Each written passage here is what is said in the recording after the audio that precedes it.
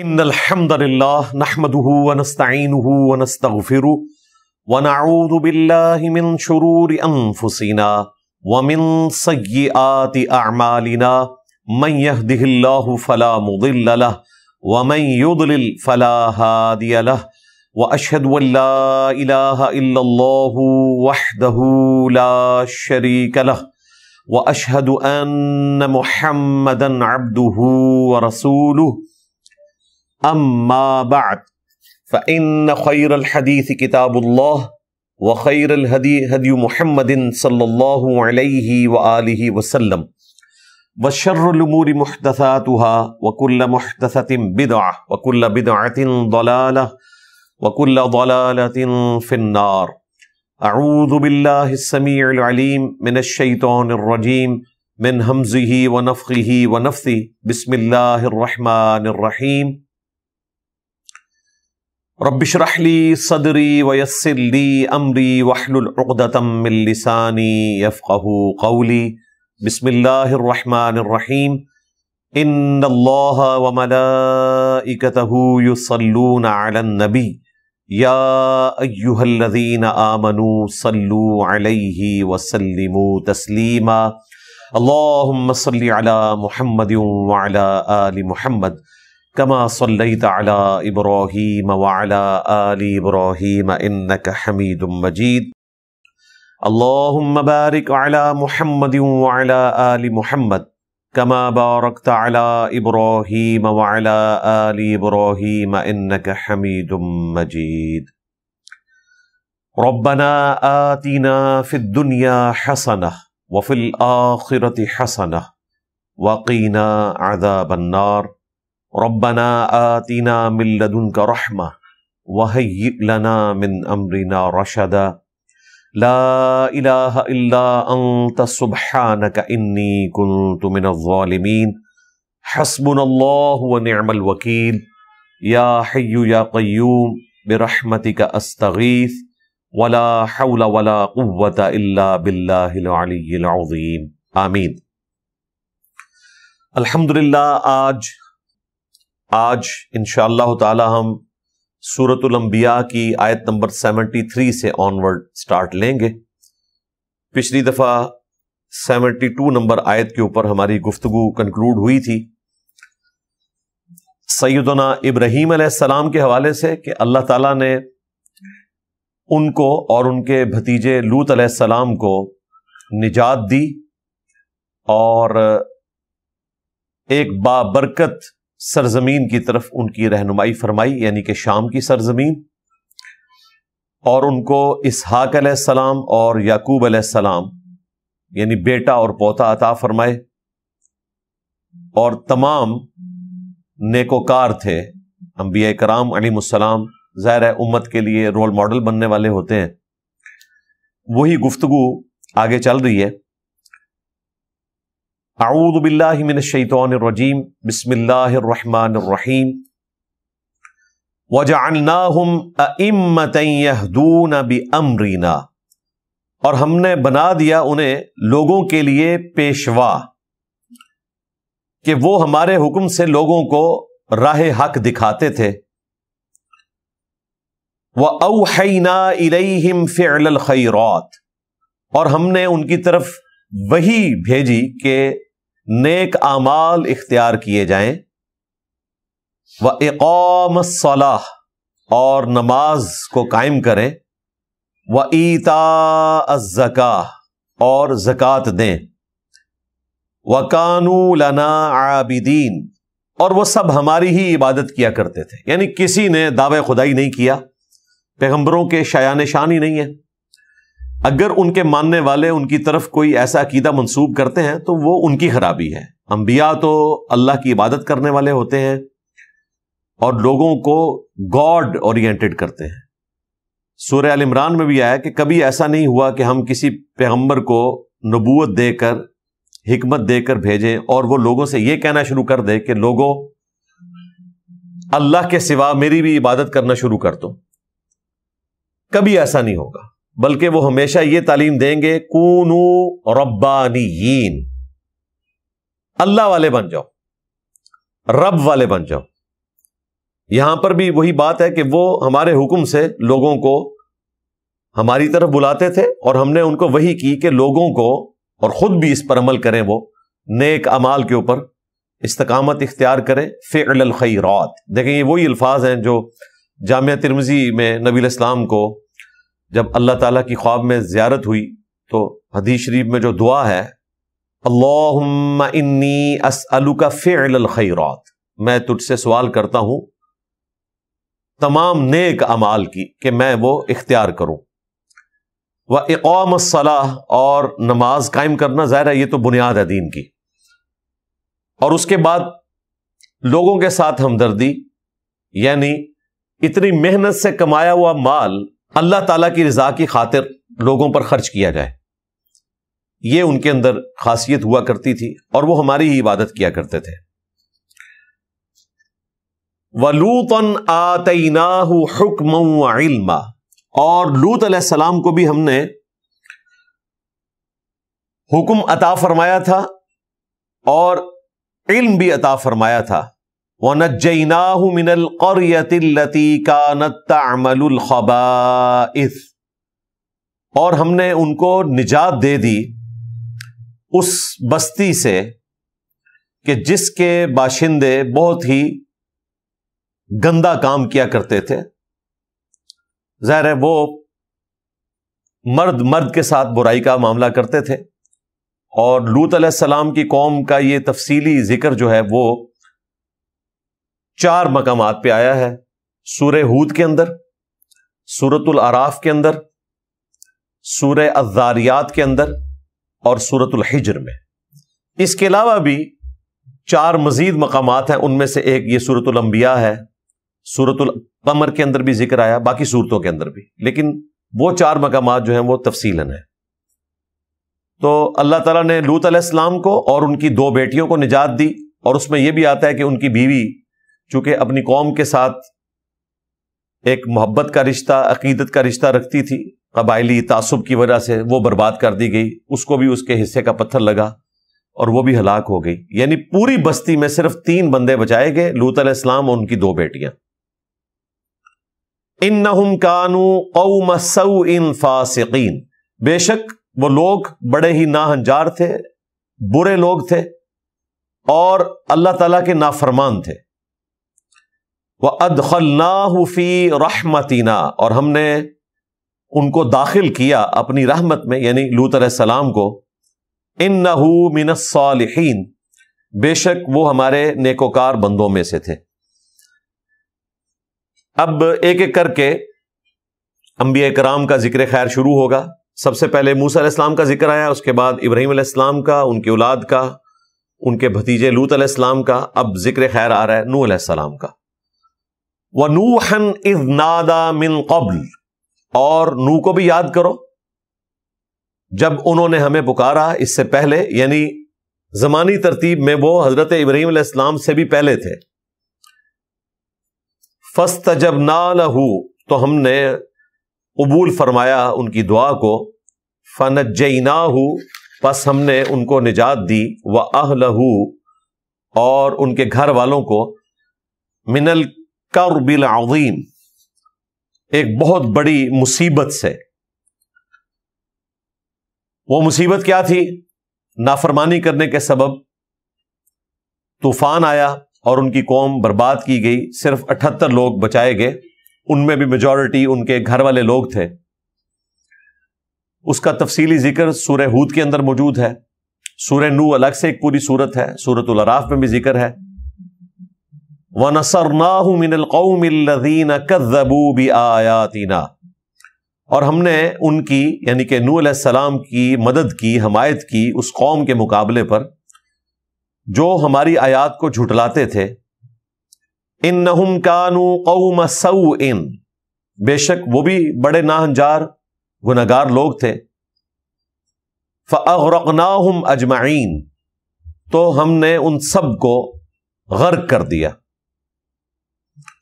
وداود، اور یاد کرو داود علیہ السلام کو بھی، وسلیمان، اور ان کے بیٹے سلیمان۔ یہ لفظ ہے سلیمان، ایک ہے سلمان۔ سلمان جو ہے وہ حضرت سلمان فارسی کا نام ہے جو نبی علیہ السلام کے صحابی تھے. یہ ہے سلیمان جو داؤد علیہ السلام کے بیٹے تھے. اذ یحکمان فی الحرث، جب وہ فیصلہ کر رہے تھے ایک کھیتی کا. اذ نفشت فیہ غنم القوم، جب رات کے وقت ان کے قوم کی بکریاں اس میں آ گئیں. وَكُنَّا لِحُكْمِهِمْ شَاهِدِينَ، اور ہم ان کے فیصلے کا مشاہدہ کر رہے تھے.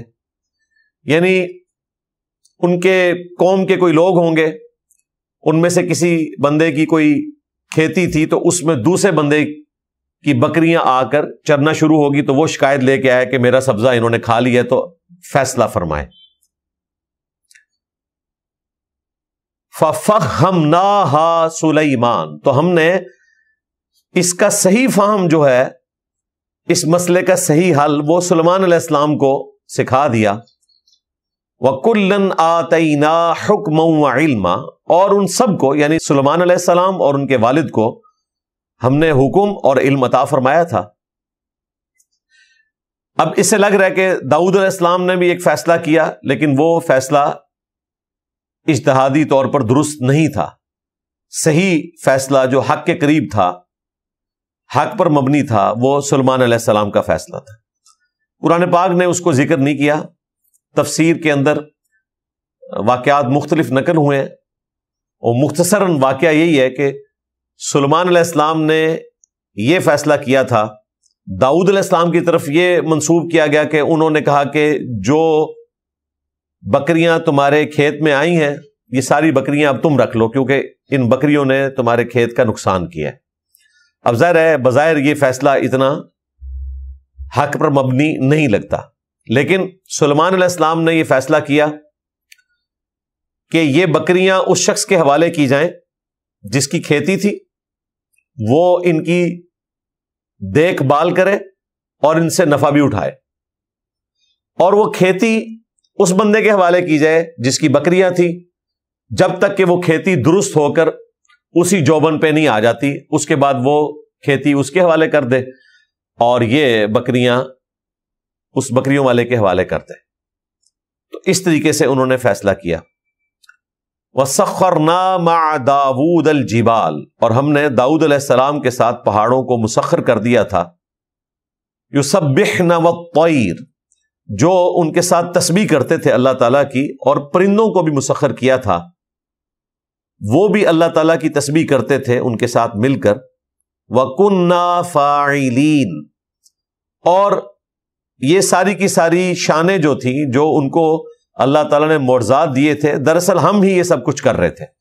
انبیاء کرام کے معجزات کو، ان کی شانوں کو بھی اللہ تعالیٰ اپنی طرف منسوب کر رہا ہے کہ اگر پہاڑ ان کے ساتھ تسبیح کرتے تھے، اب ظاہر ہے یہ فزیکل تسبیح کی بات ہو رہی ہے، ایک معجزہ تھا، اس کی کوئی تعویل ہم بیان نہیں کریں گے. اللہ تعالیٰ نے حضرت داؤد اور سلیمان علیہ السلام کو یہ معجزہ دیا تھا. پرندوں کی بولیاں بھی جانتے تھے، پرندے ان کے ساتھ اللہ کا ذکر کرتے تھے، پہاڑ بھی ان کے ساتھ اللہ کا ذکر کرتے تھے.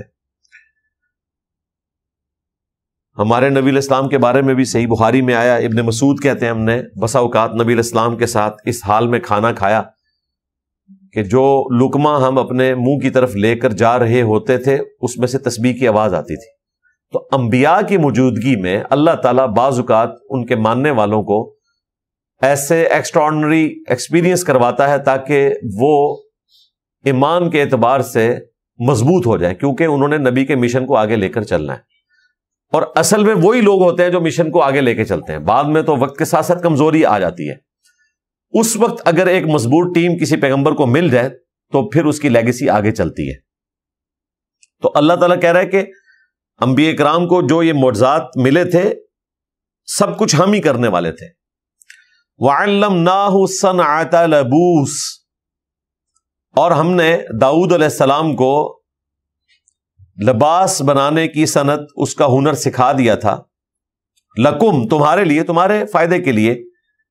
لِتُحْصِنَكُم مِّن بَأْسِكُم، تاکہ وہ بچائیں تمہیں تکلیف کے وقت میں، جنگ کے دوران.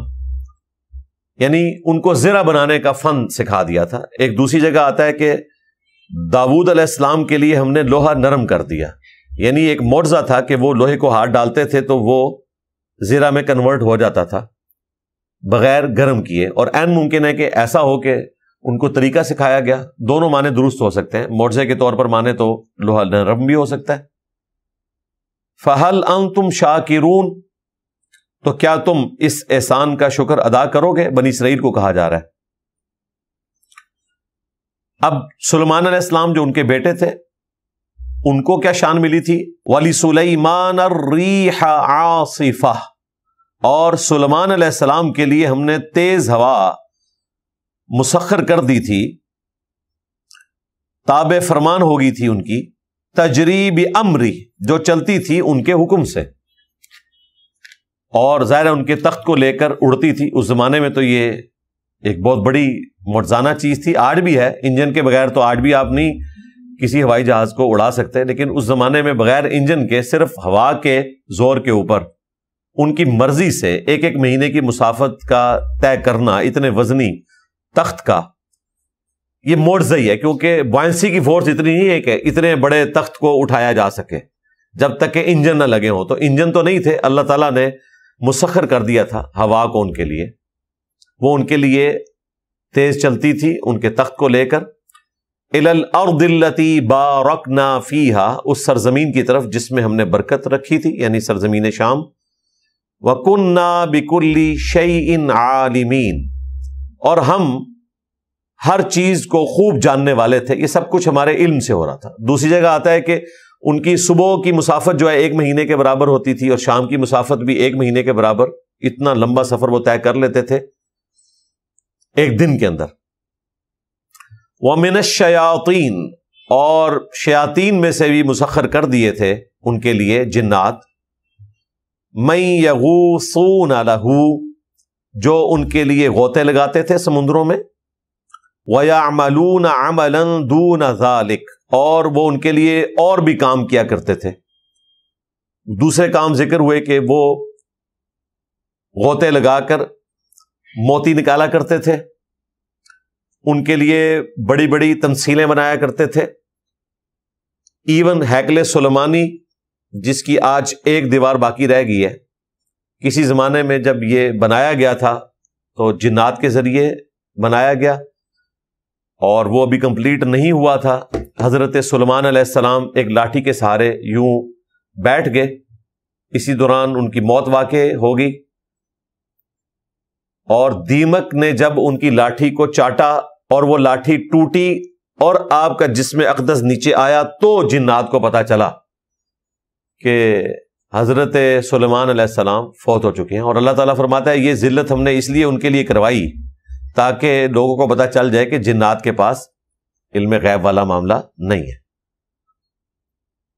تھوڑی ذلت ہے کہ سلیمان علیہ السلام فوت ہو چکے ہیں، اور وہ مسلسل چونکہ ان کے ڈر کی وجہ سے کام کرتے تھے، وہ ہیکل سلیمانی کو تعمیر کرتے رہے۔ جیسے ہی انہیں پتا چلا اسی وقت وہ وہاں سے بھاگ گئے، آزاد ہو گئے۔ اس وقت تک ہیکل سلیمانی کمپلیٹ ہو چکا تھا۔ تو اللہ تعالیٰ فرما رہا ہے یہ ساری شانیں ہم نے عطا کی تھیں سلیمان علیہ السلام کو۔ وَكُنَّا لَهُمْ حَافِظِينَ، اور ہم ہی ان کے نگہبان تھے، ہم ہی ان کی حفاظت کرنے والے تھے۔ ظاہر ہے انسان سے بڑھ کر طاقتیں شیاطین کے پاس ہیں، جنات کے پاس ہیں، تو ایک انسان کے انڈر جنات کام کر رہے ہیں، تو یہ اللہ تعالیٰ نے ایک غیر معمولی حفاظت کا معاملہ سلیمان علیہ السلام کے لیے کیا تھا۔ اب سیدنا ایوب علیہ السلام کا ذکر خیر آ رہا ہے۔ وَأَيُّوب، اور یاد کرو ایوب کو، اذ نادا ربہ، جب انہوں نے اپنے رب کو پکارا، انی مسنی الضر، کہ اے میرے رب مجھے پہنچی ہے سخت تکلیف، وَأَنْتَ أَرْحَمُ الرَّاحِمِينَ، اور تو ہی رحم فرمانے والا ہے۔ اب انہیں تکلیف کیا پہنچی تھی وہ قرآن پاک میں اشارتاً رپورٹ ہوئی ہے اگلی آیات کے اندر، جس میں تکلیف دور ہونے کا ذکر ہے۔ اسرائیلی روایتوں میں ملتا ہے کہ اللہ تعالیٰ نے ان پہ اتنی بڑی آزمائش بھیجی کہ ان کے سارے بچے فوت ہو گئے، ساری بیویاں فوت ہو گئیں، ان کا مال جاتا رہا۔ دیکھیں یہ میں حضرت ایوب علیہ السلام کے بارے میں جب پڑھتا ہوں تو میں کہتا ہوں یار یہ تو آخری درجے میں کسی شخص کو آزمایا جا سکتا ہے کہ اس کا سب کچھ ختم ہو جائے، اور اس کے بعد بھی وہ اپنے رب کے حضور ہی اس تکلیف کا اظہار کر رہا ہے کہ مجھے تکلیف پہنچی ہے، گلا شکوہ نہیں کر رہا، تکلیف پہنچی ہے اور تو بہتر رحم فرمانے والا ہے، تو رحم فرما تو میری تکلیف دور بھی ہو سکتی ہے۔ تو اللہ تعالیٰ فرما رہا ہے فَاسْتَجَبْنَا لَهُ، تو ہم نے ان کی دعا قبول کر لی، فَكَشَفْنَا مَا بِهِ مِن ضُرٍّ، اور ہم نے دور کر دی جو انہیں تکلیف پہنچی تھی، وَآتَيْنَاهُ أَهْلَهُ وَمِثْلَهُمْ مَعَهُمْ، اور ہم نے ان کو ان کے گھر والے عطا کر دیے، یعنی بیوی بچے، اور ڈبل دیے، جتنے پہلے تھے اتنے ہی اور دے دیے، رحمتم من عندنا، اور یہ رحمت تھی خاص ہماری طرف سے، وذکری للعابدین، اور یہ نصیحت بھی تھی اللہ کے عبادت گزار بندوں کے لیے، یعنی مستقبل میں ان لوگوں کے لیے جو گاڈ اورینٹڈ ہیں، یہ ایک نصیحت تھی کہ ایسا بھی ہو جاتا ہے اللہ تعالیٰ سب کچھ چھین کے عطا بھی فرما دیتا ہے، نہ بھی عطا کرے تب بھی آخرت میں تو ملنے والا ہے۔ تو یہ ایک بہت بڑی مثال حضرت ایوب علیہ السلام کی دعا یہاں پر موجود ہے۔ یہ چھوٹی سی دعا ہے، اب اسے دعا کی فارم میں اگر آپ پڑھیں گے تو اللہم انی مسنی الضر وانت ارحم الراحمین، اس طرح کر کے آپ اس کو پڑھیں گے، یا ربی کے ساتھ پڑھیں گے، پھر آپ انی نہیں پڑھیں گے، انی، بے شک مجھے تکلیف پہنچی ہے اور تو ہی سب سے بڑھ کر رحم فرمانے والا ہے۔ تو یہ دعا مشکل اور پریشانی میں ایک ایسی دعا ہے جو حضرت ایوب علیہ السلام کی رپورٹ ہوئی، اور پیغمبروں کی دعائیں جو ہیں وہ پرفیکٹ دعائیں ہیں۔ وَإِسْمَاعِيل، اور اسماعیل علیہ السلام کو بھی یاد کرو، جو حضرت ابراہیم علیہ السلام کے دوسرے بیٹے تھے، جن کی نسل سے قریش ہوئے، اور ان میں بنو ہاشم، اور پھر ان میں آخری پیغمبر آئے محمد رسول اللہ صلی اللہ علیہ وآلہ وسلم۔ وَإِدْرِيس، اور ادریس علیہ السلام کو، ادریس علیہ السلام کا زمانہ جو ہے یہ حضرت نوح علیہ السلام سے بھی پہلے کا ہے۔ آدم علیہ السلام اور نوح علیہ السلام کے درمیان کا زمانہ ہے، وہ سورہ مریم میں ہم تفصیل کے ساتھ ان کو ڈسکس کر چکے ہیں۔ وَذَا الْكِفْلِ، اور ذو الکفل کو بھی یاد کرو۔ کل من الصابرین، یہ سب کے سب صبر کرنے والے تھے، یعنی اس میں انڈرسٹوڈ ہے کہ ان سب کو تکلیفیں پہنچی اور انہوں نے صبر کیا، اور اللہ تعالی کے حضور سر تسلیم خم کر کے ہمیشہ کے لیے امر ہو گئے۔ آج اللہ کی آخری کتاب میں ہم ان کا ذکر خیر کر رہے ہیں۔ وَأَدْخَلْنَاهُمْ فِي رَحْمَتِنَا، اور ہم نے داخل کیا انہیں اپنی خاص رحمت میں۔ إِنَّهُمْ مِنَ الصَّالِحِينَ، بے شک وہ نیک بندوں میں شامل تھے۔ وَذَنُّونَ، اور یاد کرو مچھلی والے کو، یعنی کہ یونس علیہ السلام، اذ ذهب مغاضبا، جب وہ غصے کی حالت میں چل پڑے۔ غصہ کس پہ تھا؟ قوم پہ، حق قبول نہیں کیا، لیکن ایک اجتہادی غلطی ہوئی کہ وحی کا انتظار کیے بغیر ان کو عذاب کی وعید سنا کر وہاں سے چلے گئے۔ اب ایک پیغمبر کے شان نہیں تھا کہ وہ وحی کا انتظار کیے بغیر خود سے اجتہاد کر کے وہاں سے نکل جائے۔ بس یہ جو ان کی اجتہادی غلطی تھی، امت کے حق میں یہ کریڈٹ ثابت ہوئی، ان کا ڈیبٹ۔ اور سورہ یونس میں ہم پڑھ چکے ہیں کہ کبھی ایسا نہیں ہوا کہ کسی قوم کے لیے عذاب کے آثار نمایاں ہو جائیں اور ان سے وہ عذاب ٹل جائے، سوائے قوم یونس کے۔ 1,00,000 سے زیادہ وہ لوگ تھے، قرآن میں آیا۔ اللہ تعالیٰ نے ان سب کو توبہ کی توفیق دی۔ دیکھیں وہ تو سمجھ لیں کہ جہنمیوں سے سیدھے جنتی بن گئے، کیونکہ عذاب کے آثار آنے کے بعد تو ان سے پہلے بھی قومیں اسلام قبول کر چکی تھی. فرعون نے اسلام قبول کر لیا تھا، لیکن اس وقت موت کو سامنے دیکھ کر اسلام قبول نہیں ہوتا، اللہ تعالیٰ اسے ایکسیپٹنس نہیں دیتا. قوم یونس کو اللہ تعالیٰ نے ایکسیپٹنس دے دی اور ان سب کے سب لوگوں نے اسلام قبول کیا. وہ تو کنکلوڈ کر بیٹھے تھے، دوسری طرف ان کو اجتہادی غلطی کے اوپر اللہ تعالیٰ نے آزمائش میں ڈالا.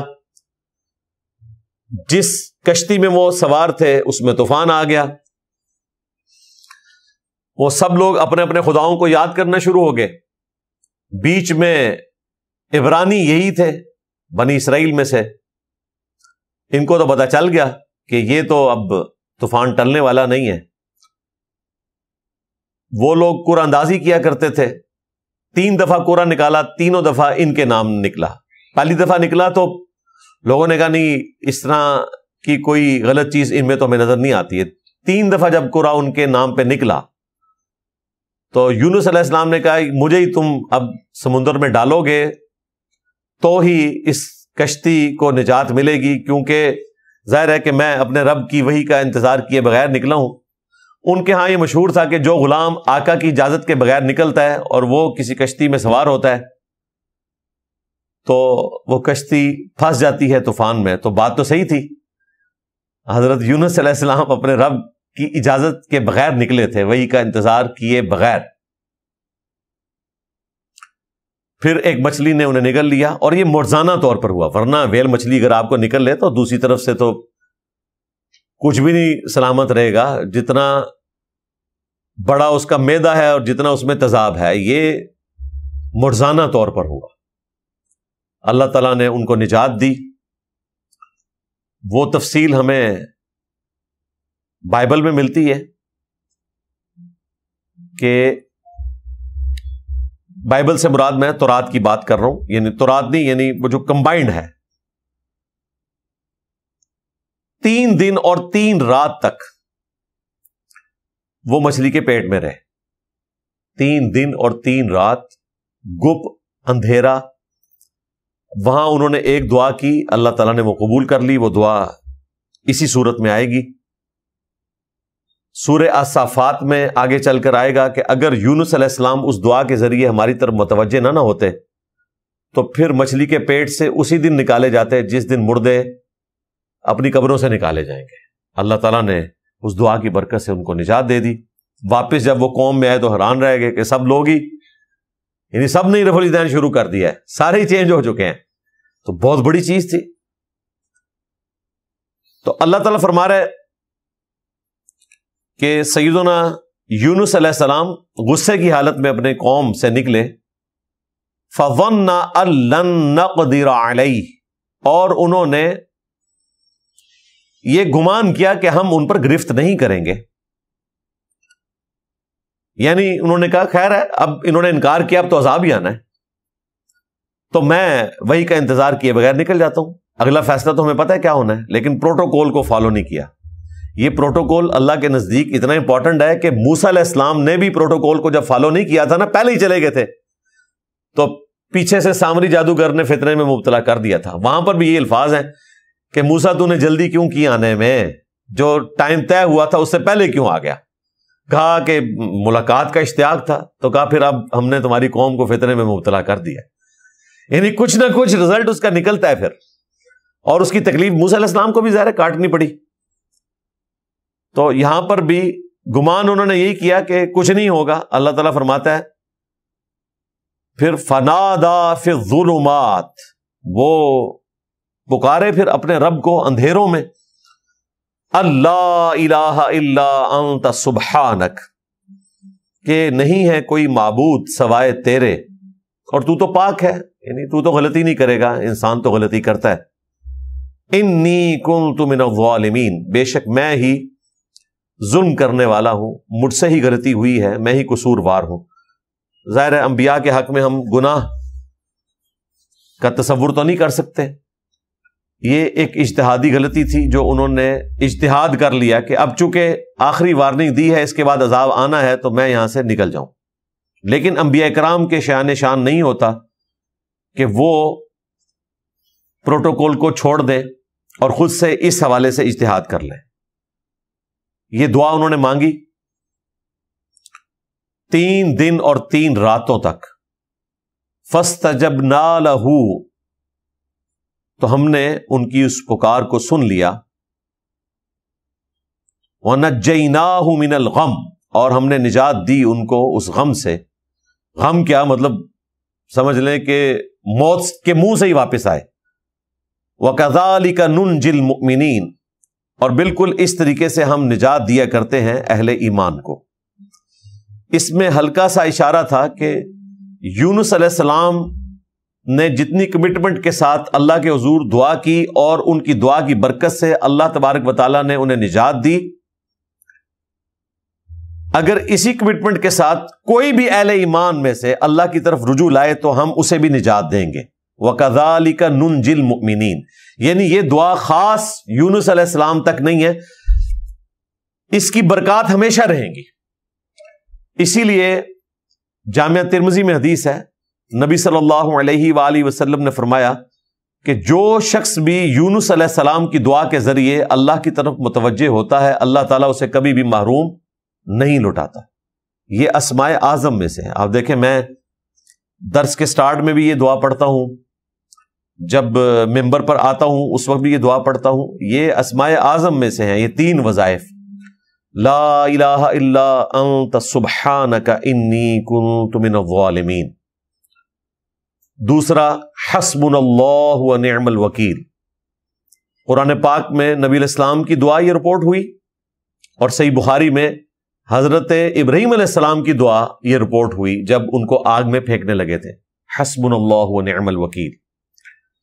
اور تیسری یا حی یا قیوم برحمتک استغیث، یہ اسپیسیفکلی ہمارے نبی علیہ السلام کی دعا ہے جو آپ نے غزوہ بدر کے موقع پر بھی مانگی، باقی مواقع پر بھی، اور اللہ تعالیٰ نے آپ کی غیبی مدد فرمائی.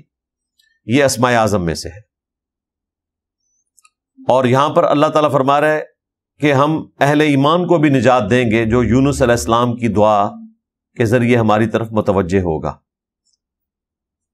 جامعہ ترمذی میں حدیث ہے، جو شخص بھی اللہ کی حمد اور درود شریف پڑھ کر اللہ کی طرف متوجہ ہوتا ہے، اللہ تعالیٰ اسے محروم نہیں لوٹاتا. تو اللہ کی حمد میں یہ اسماء اعظم شامل ہیں. سورۃ الفاتحہ یہ بھی اسماء اعظم میں سے ہے، یہ بھی اللہ کی حمد ہے. وہ پڑھیں، اس کے بعد درود شریف پڑھیں اور اللہ کی طرف متوجہ ہوں. اللہ تعالیٰ دعا قبول فرمانے والا ہے. لیکن دعا کی قبولیت ویسے نہیں ہوگی جیسا کہ آپ چاہ رہے ہیں. پہلا تھم رول آپ یاد رکھیں کہ دعا کبھی ریجیکٹ ہوتی نہیں ہے. جامعہ ترمذی میں مسند احمد میں موجود ہے، نبی علیہ السلام نے فرمایا کہ دعا کبھی بھی ریجیکٹ نہیں ہوتی. جب بھی تم اپنے رب سے دعا کرتے ہو تو جو تم نے مانگا یا تو وہی تمہیں مل جائے گا، یا اس دعا کی وجہ سے اللہ تعالیٰ کوئی تمہاری مصیبت دور کر دے گا، اس کا بہتر نعم البدل تمہیں دے دے گا، یا پھر وہ قیامت کے دن کے لیے سٹور کر دی جائے گی. جب یہ بات صحابہ کرام نے سنی تو ان کا رسپانس دیکھیں کیا تھا. ہم عام لوگوں کو جب یہ بتاتے ہیں نا کہ یا تو آپ کو وہ ملے گا جو آپ نے مانگا، یا پھر اس کے بدلے کوئی اور چیز ملے گی، یا نیکیوں کی شکل میں یہ سٹور ہو جائے گی، تو لوگ کہتے ہیں پھر فائدہ کیا دعا مانگنے کا جدوں وہ شاید لبھی ہی نہیں جانو جو ہم مانگ رہے ہیں. صحابہ کرام کا دماغ اس طرف نہیں گیا. انہوں نے کہا یا رسول اللہ، اگر دعا ہر حال میں قبول ہوتی ہے، حتیٰ کہ جو ہماری مرضی کے مطابق نہ ہو تب بھی وہ دعا سٹور ہو جاتی ہے آخرت کے دن کے لیے، تو پھر ہم تو بہت زیادہ دعائیں مانگیں گے، کیونکہ یہ بہت بڑا ایسٹ ہے کہ یہ دعا ایسی چیز ہے باقی اعمال میں تو ہو سکتا ہے ریجیکٹ ہو جائے، دعا جو ہے وہ ہر حال میں قبول ہوگی. درود شریف بھی دعا کی ایک شکل ہے، اس لیے درود شریف بھی ہر حال میں قبول ہوتا ہے. تو ہم تو بہت زیادہ دعائیں مانگا کریں گے، پھر کیا پھر بھی قبول ہوں گی؟ یعنی وہ یہ پوچھنا چاہ رہے تھے. تو نبی علیہ السلام نے فرمایا اللہ تعالیٰ بھی بہت زیادہ قبول فرمانے والا ہے. یعنی اللہ تعالیٰ یہ نہیں کہے گا کہ آج تو اس نے 1.5 گھنٹہ دعائیں مانگ لی تو 1.5 گھنٹے کی نیکیاں میں اس کو دوں یا بیچ میں 5 منٹ کی نیکیاں لکھوں. نہیں، ساری نیکیاں سٹور ہو جائیں گی. صحابہ کرام تو یہ رزلٹ نکالتے تھے. جامعہ ترمذی میں حدیث ہے، جس شخص کی یہ خواہش ہو کہ اللہ تعالیٰ مصیبت اور پریشانی میں اس کی دعا سنے، قبول فرمائے تو اسے چاہیے جب وہ آسودہ حال ہو تو بھی اپنے رب کو یاد کیا کرے. یہ ویسے بڑے نکتے والی بات ہے. مصیبت اور پریشانی میں تو بڑے بڑے باغی لوگ جو ہیں ان کی گردن بھی جھک جاتی ہے, اور بعض اوقات تو وہ اس طرح کمٹمنٹ شو کرتے ہیں کہ جو بیچارے روزانہ 5 وقت نماز پڑھنے والے ہیں وہ ان کے سامنے شرمندہ ہو رہے ہوتے ہیں کہ پتہ نہیں ہم نے تو زندگی اپنی خراب ہی کر دی ہے.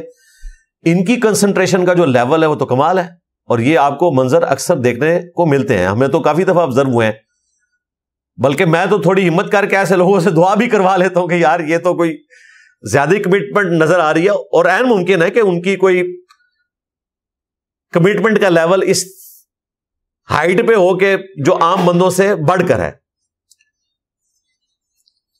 بسا اوقات کسی شخص پہ ایسی مصیبت آتی ہے کہ وہ واقعی اپنے رب کی طرف اس لیول کے ساتھ متوجہ ہوتا ہے کہ اللہ تعالیٰ اس کی سن لیتا ہے. اور میں نے ایسے لوگوں کی دعائیں قبول ہوتے بھی دیکھی ہیں جو بیچارے پوری زندگی نمازیں پڑھتے رہتے ہیں, ان کی دعا قبول ہو نہ ہو ایسے لوگوں کی قبول ہوتی ہے, اور جیسے ہی قبول ہوتی ہے نا دوبارہ وہ مسجد میں بھی نظر نہیں آتے.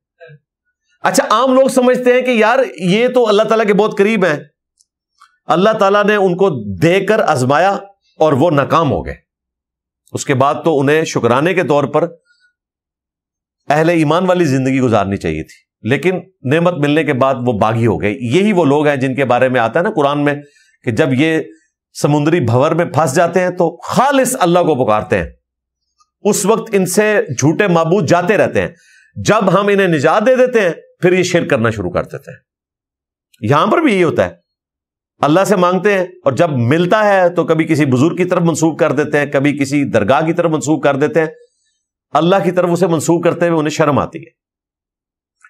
تو دعا ہر حال میں قبول ہونی ہے, اور وہ لوگ جو عام حالت میں دعائیں مانگتے ہیں اللہ تعالیٰ مصیبت اور پریشانی میں بھی ان کی دعاؤں کو سنتا ہے. دعائیں چند ایک ہیں, ہم نے اذکار کارڈ کے اوپر وہ دعائیں لکھ دی ہیں. گرین کارڈ فرض نماز کے بعد کے سنت اذکار ہیں آلموسٹ کوئی 17-18 کے قریب, اور بلو کارڈ صبح شام کے سنت اذکار ہیں وہ بھی تقریباً کوئی 20-22 کے قریب ہیں. اگر کوئی وہ بھی نہیں کر سکتا تو ایٹ لیسٹ 5 سنت اذکار جو ہم نے اورنج کارڈ صبح شام کے اذکار لکھ دیے کہ چلو یار یہ تو آپ کم از کم کمٹمنٹ کے ساتھ کریں. ایک دفعہ آیت الکرسی کا وظیفہ صبح شام, 10 دفعہ لا الہ الا اللہ وحدہ لا شریک لہ لہ الملک ولہ الحمد وہو علی کل شیء قدیر. تیسرا وظیفہ بسم اللہ الذی لا یضر مع اسمہ شیء فی الارض ولا فی السماء وہو السمیع العلیم, صبح شام 3 دفعہ.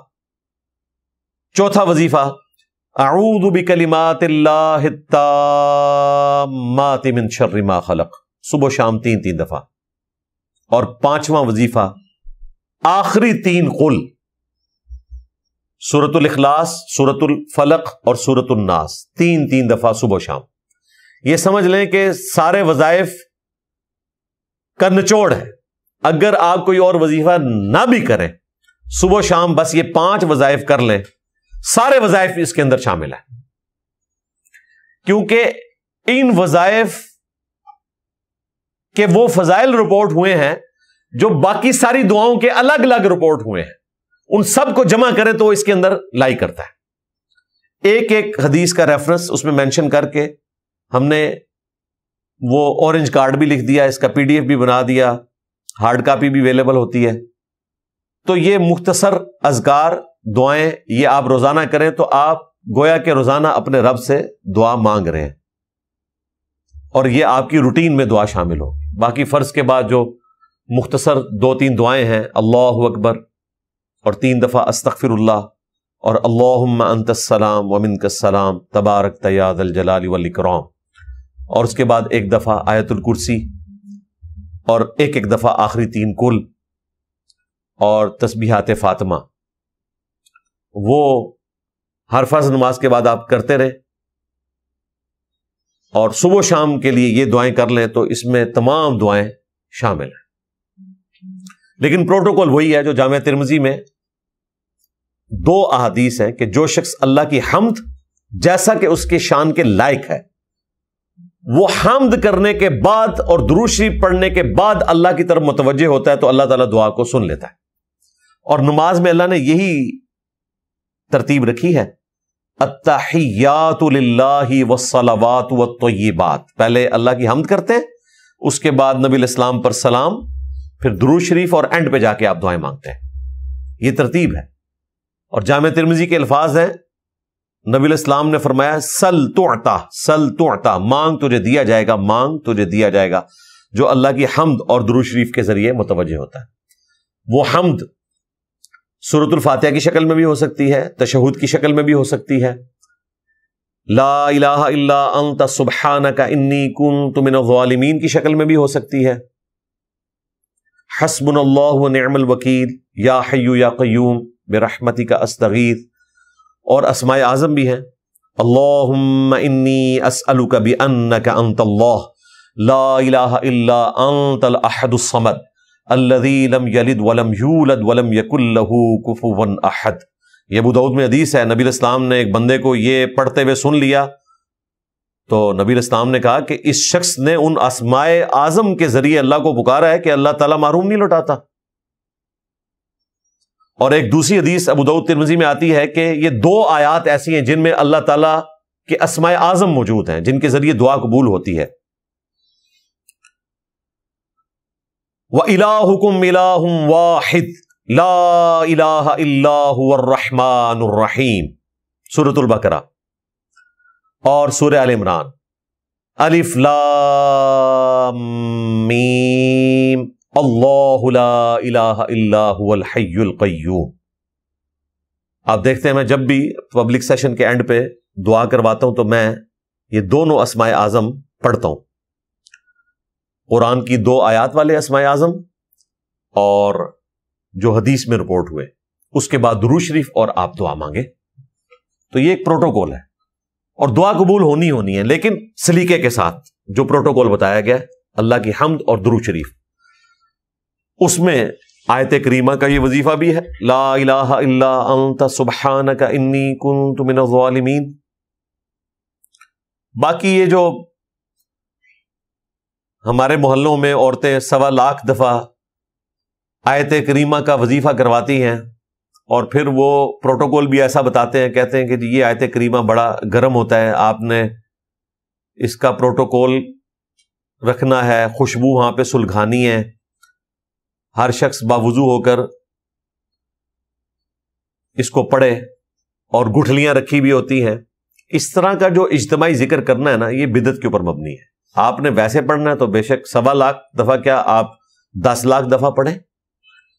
اس طرح کا کوئی وظیفہ اس حوالے سے رپورٹ نہیں ہوا. جب ہم اسماء اعظم بتاتے ہیں نا کہ آپ یہ پڑھیں تو لوگ پوچھتے ہیں کتنی دفعہ؟ بھائی 1 دفعہ پڑھ لینا بھی کافی ہے، اس کے بعد درود شریف پڑھیں اور دعا مانگیں اللہ سے، دیٹس آل. یا زیادہ سے زیادہ نبی علیہ السلام نے کوئی وظیفہ رپورٹ کیا ہے احادیث میں جو آپ علیہ السلام سے نقل ہوا، وہ 100 دفعہ ہے. عموماً جو وظائف ہیں وہ 1 دفعہ ہیں، 3 دفعہ ہیں، 7 دفعہ ہیں، 10 دفعہ ہے، 25 دفعہ ہے، 33 دفعہ ہے، اور حد 100 دفعہ. بس اس سے اوپر کچھ نہیں ملتا.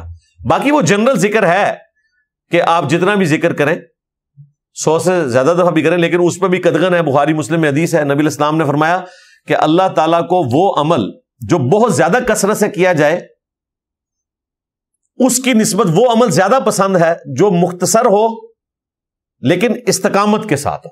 یہ نہیں ہے کہ ایک دن آپ نے 1000 دفعہ درود شریف پڑھا ہے، اگلے دن آپ 50 دفعہ پڑھیں. اس کی بجائے آپ روزانہ 10 دفعہ پڑھ لیں. وہ تو حدیث میں نے کوٹ کی تھی مجموع الزوائد سے، طبرانی کے ریفرنس سے، کہ صبح و شام جو شخص 10 مرتبہ درود شریف پڑھ لے تو قیامت والے دن نبی الاسلام کی شفاعت اس کے حق میں حلال ہو جائے گی. اور وہ مختصر درود شریف جو سنن نسائی میں رپورٹ ہوا، اللہم صلی علی محمد وعلی آل محمد، یہ آپ علیہ السلام نے تعلیم فرمایا. زید بن خارجہ کو نبی علیہ السلام نے نصیحت کی تھی کہ مجھ پر درود لازم کر لو اور اپنی دعاؤں میں کہا کرو اللہم صلی علی محمد وعلی آل محمد. سنن نسائی میں 1293 نمبر حدیث ہے انٹرنیشنل نمبر کے مطابق. تو آپ یہ درود شریف پڑھ کے فضیلت کما سکتے ہیں. صبح شام 10 دفعہ پڑھ لیں, زیادہ جتنا مرضی پڑھیں, وہ آپ جتنا گڑ ڈالیں گے اتنا میٹھا, لیکن استقامت کے ساتھ. جو آج کل کی ہماری روٹین ہے, مصروفیات ہیں, اس میں ظاہر ہے کہ اتنے زیادہ وظائف ہر شخص نہیں کر سکتا. اچھا, اللہ تعالیٰ نے ہر بندے کو ڈفرنٹ سرکمسٹانسز دیے ہیں اور ان کے لیے وظائف الگ سے موجود ہیں. بعض لوگ اتنے فارغ ہوتے ہیں, ان کے پاس کوئی اور مصروفیت نہیں ہے, تو وہ تہجد سے لے کر اشراق تک مسجد میں بیٹھ سکتے ہیں, تو وہ بیٹھیں. ہر شخص کے لیے یہ پاسبل نہیں ہوگا. کئی لوگ ہیں جو صبح سویرے مزدوری پہ نکلتے ہیں, اگر وہ اس قسم کی ایکٹیویٹی پرفارم کرنا شروع کر دیں تو مزدوری تو وہ کر بیٹھے. اسی طریقے سے بعض لوگوں کے لیے قیام اللیل کرنا آسان ہوتا ہے, بعض کے لیے عشاء کی نماز بڑی مشکل سے وہ پوری کرتے ہیں, تو ان کے لیے اس کے ایکویلنٹ وظائف موجود ہیں.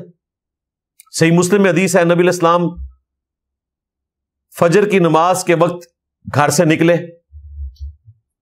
مسجد میں گئے, اور مسجد سے آپ نکلتے تھے جب سورج بلند ہوتا تھا, اور مسلم شریف کے الفاظ ہے خوب بلند, یعنی آپ فجر کے بعد 2-2.5 گھنٹے مسجد میں بیٹھے رہتے تھے, کیونکہ فجر تو آپ پڑھتے تھے اندھیرے میں. اور اس دوران صحیح مسلم میں آتا ہے کہ صحابہ کرام آپ کو واقعات سنایا کرتے تھے زمانہ جاہلیت کے, اور اپنی وہ غلطیاں گنوایا کرتے تھے کہ ہم تو اس طریقے سے چڑھاوے چڑھاتے تھے بتوں کے لیے, اور اس قسم کی غلط ایکٹیویٹیز میں, شرکیہ ایکٹیویٹیز میں مبتلا تھے, یعنی لائف سٹوری سنایا کرتے تھے. اور نبی علیہ السلام سن کے مسکرایا کرتے تھے. صحابہ کرام کہتے ہیں ہم مسکراتے تھے تو نبی علیہ السلام بھی وہ بیٹھ کے سنتے تھے اور مسکرا دیا کرتے تھے. یا کبھی بخاری مسلم میں آیا کہ آپ فجر کی نماز کے بعد کہتے تھے اگر کسی نے کوئی خواب دیکھا ہے تو میں اس کی تعبیر بیان کر دوں. تو اگر کسی کو خواب آتا تھا تو وہ تعبیر پوچھ لیتا تھا. تو یہ آپ کی روٹین تھی. تو مسلم شریف کی حدیث ہے, آپ فجر پڑھ کے اتنے دیر کے بعد گھر واپس آئے, آپ نے اپنی بیوی اور ہماری ماں سیدہ جویریہ سلام اللہ علیہا کو دیکھا کہ وہ پچھلے 3-4 گھنٹے سے ایک ہی جگہ مصلی پہ بیٹھے ہوئے عبادت کر رہی ہیں. نبی علیہ السلام نے کہا تو اس وقت سے بیٹھی ہوئی ہے اور عبادت کر رہی ہے, اور میں نے ابھی گھر آ کر صرف 4 کلمات 3 دفعہ پڑھے ہیں اور مجھے تجھ سے زیادہ ثواب مل گیا. سبحان اللہ وبحمدہ عدد خلقہ ورضا نفسہ وزنت عرشی ومداد کلماتی. سبحان اللہ وبحمدہ کے ساتھ یہ 4 کلمات 3 دفعہ, اور مجھے تم سے زیادہ ثواب مل گئے. اس کا مطلب ہے کہ جو لوگ مسجد میں نہیں بیٹھ سکتے تو صبح شام کے اذکار میں ہم نے یہ وظیفہ ڈالا ہے. اب اگر کوئی اتنا ہی گیا گزرا ہے کہ یہ بھی نہیں پڑھ سکتا, تو اس سے کم درجے کا تو وظیفہ اس کو بتایا نہیں جا سکتا. اس کو پڑھنے میں آپ کو 1 منٹ مشکل سے لگے گا اگر آپ یہ 3 دفعہ کلمات پڑھیں. اور ثواب کیا ہے؟ 4 گھنٹے مصلی پر بیٹھ کر عبادت کرنے سے زیادہ. تو گارنٹی تو نبی علیہ السلام نے دی ہے. اسی طریقے سے نبی علیہ السلام نے فرمایا کہ جو شخص مہینے میں 3 روزے رکھ لے وہ اللہ کے حضور ایسا ہے, صحیح مسلم کی حدیث ہے, گویا کہ وہ ہمیشہ روزہ رکھنے والا ہے. ہمیشہ روزہ رکھنا فزیکلی یہ تو ناپسندیدہ ہے, لیکن اس کے ثواب کی خواہش تو ہر بندے کے دل میں. نبی علیہ السلام نے زیادہ سے زیادہ داؤدی روزوں کی اجازت دی ہے. صحیح مسلم میں 1 دن روزہ رکھو 1 دن چھوڑ دو, لیکن جو مہینے میں 3 روزے رکھے تو اسے پورے مہینے کے روزوں کا ثواب, اور ہر مہینے رکھتا رہے یعنی کہ 36 روزے رکھے تو پورے سال کے روزوں کا ثواب.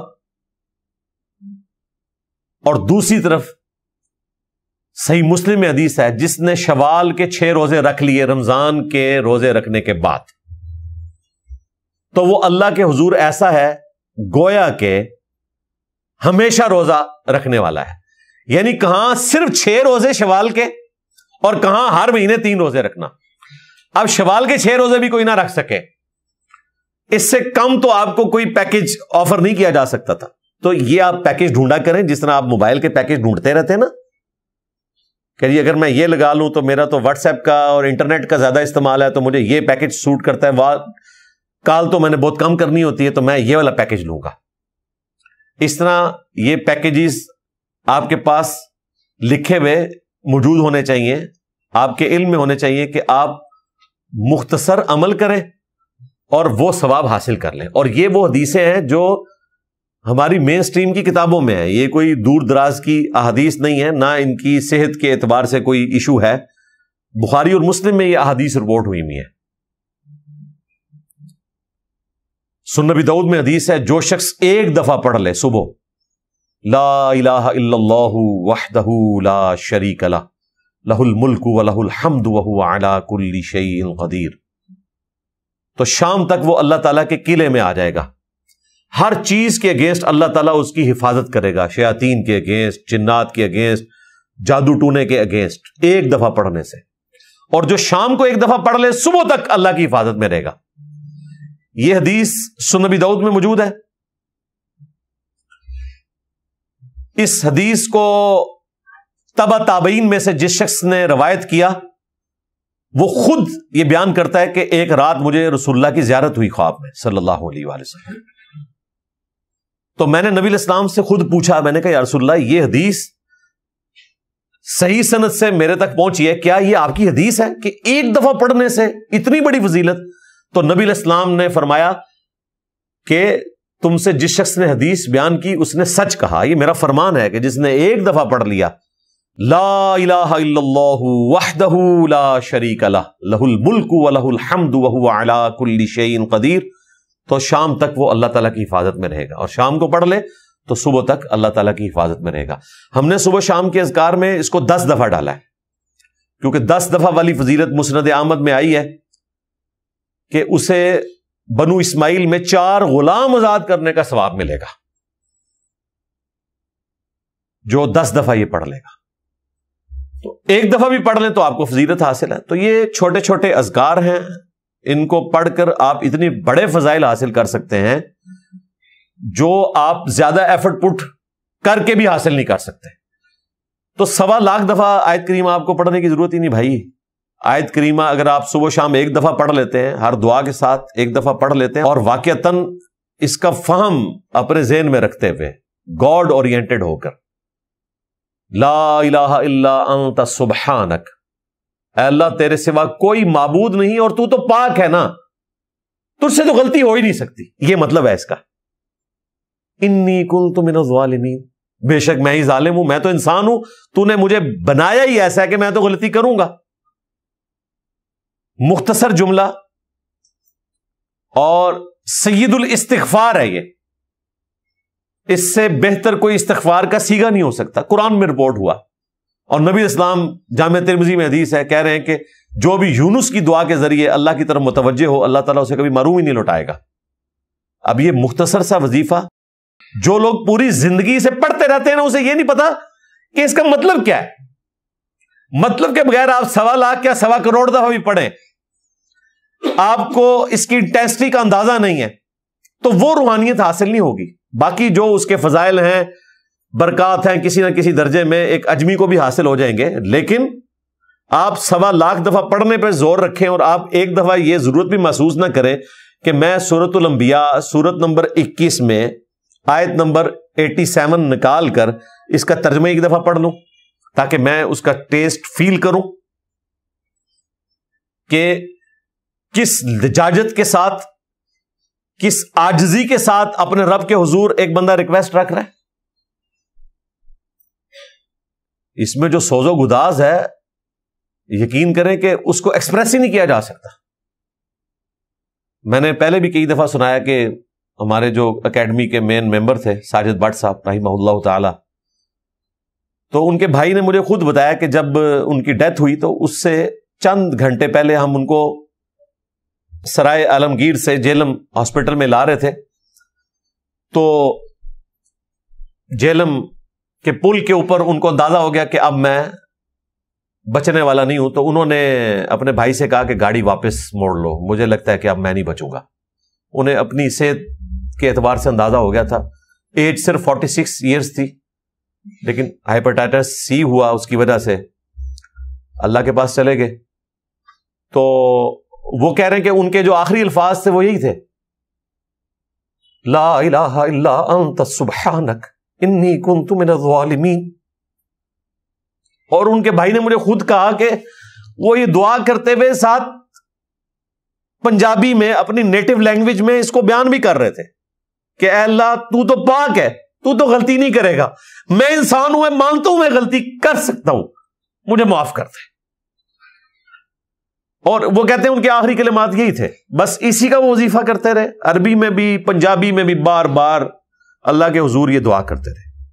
میں کہتا ہوں اس سے بڑی کوئی خوش نصیبی نہیں ہے کہ کوئی شخص جو ہے وہ اپنے آخری وقت میں اپنے رب کی طرف گاڈ اورینٹڈ ایسا ہو کہ وہ اس وظیفے کے ذریعے اللہ کی طرف متوجہ ہو۔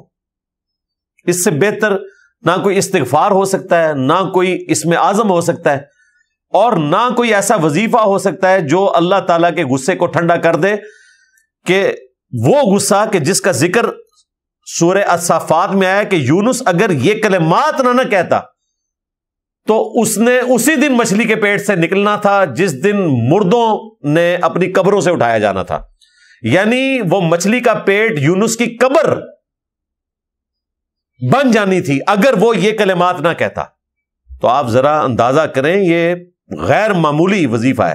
اس لیے دیکھیں میں جب بھی یہاں پبلک سیشن کے لیے انٹر ہوتا ہوں یہ وظیفہ لازمی پڑھتا ہوں، قرآن کلاس سے پہلے بھی پڑھتا ہوں، جب کبھی دعا مانگتا ہوں تو بھی یہ پڑھتا ہوں، اور تشہد میں بھی اس کو پڑھیں۔